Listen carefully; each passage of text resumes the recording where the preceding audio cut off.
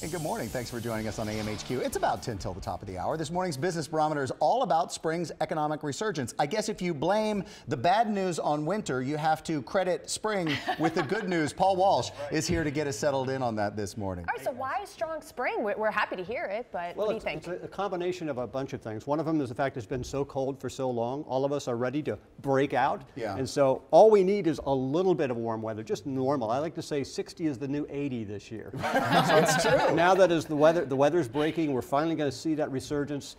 And also Easter's a little bit later, a lot later this year, so that we're going to see this big ramp up right up into the holiday. And this weekend is going to be huge. What's the difference between weekdays and weekends and spring weather, and who benefits this weekend? Weekends is when you need the really good weather, of course, because that's when people wait to start doing their shopping.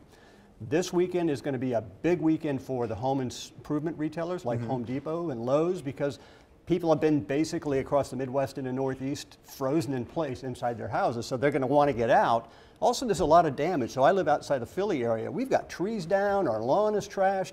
We've got to get all of that fixed. This weekend, where we're going to be looking at 70s, in some cases maybe even 80s, it's Katie bar the door. Yeah. Everyone's going to be out.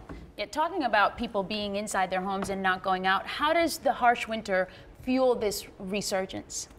Again, it's that pent-up demand. So we're all like a coiled spring. Yeah. So if you look at people in the Northeast and the Midwest, we're just dying to get out. And Paul, is it big ticket items? I mean, are people running out early to buy things like cars? You're talking about home repair. Yeah. So is this real money, or is it money that, like, I'm outside for the first time, so I'm buying lunch, I'm buying groceries?